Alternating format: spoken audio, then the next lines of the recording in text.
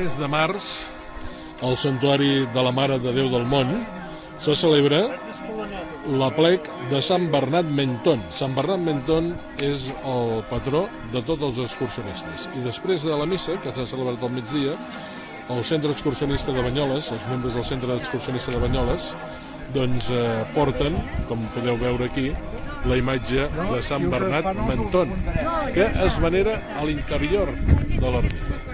Veiem tots els excursionistes que han pujat avui al Santuari de la Mare de Déu del Món, també, aquí, ara, en aquesta processó, que se celebra, tal com dèiem, un diumenge del mes de març.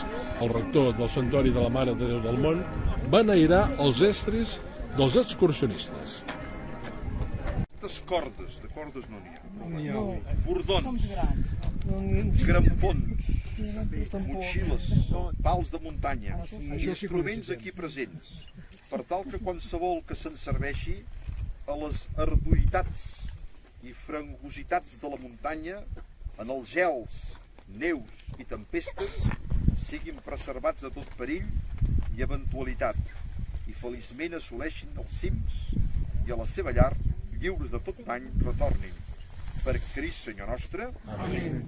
Protegiu, Senyor, per la intercessió de Sant Bernat, que veu donar per patró dels alpinistes i vianants, aquests servents vostres, i concediu-vos que mentre escalen els cims, mereixin assolir la muntanya, que és el Crist nostre Senyor. Per Crist, Senyor nostre. Amén. Ara, tot seguit, mossèn Jordi Font beneeix els estris dels excursionistes.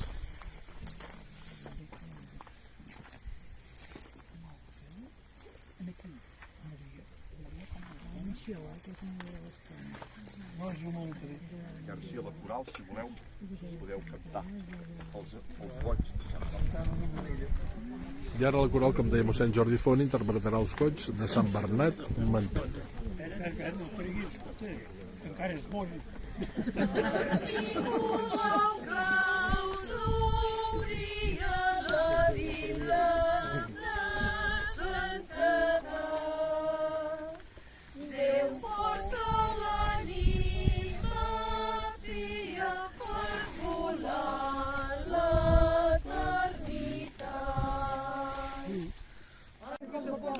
Ara la imatge de Sant Bernat Menton torna a l'interior de l'església del santuari, que és on és venerat. I algú es pot preguntar per què Sant Bernat Menton és el patró dels excursionistes.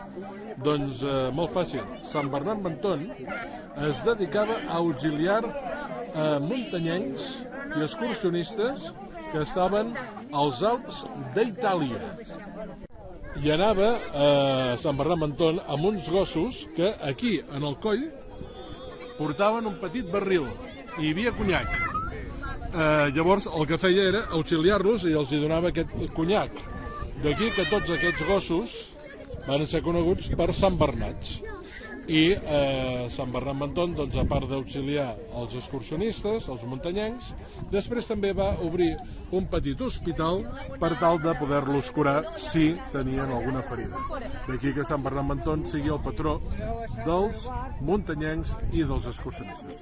Aquesta és la festa que cada any es fa al Santuari de la Mare de Déu del Món, patró dels excursionistes, el mes de març. I avui han estat aquí amb tots nosaltres. Una festa que també l'esmento en els meus diversos llibres, a Maria 31 Santuaris i a les 1001 llegendes i mites de Catalunya. Us convido a visitar el Santuari de la Mare de Déu del Món. Fixeu-vos quina vista més impressionant.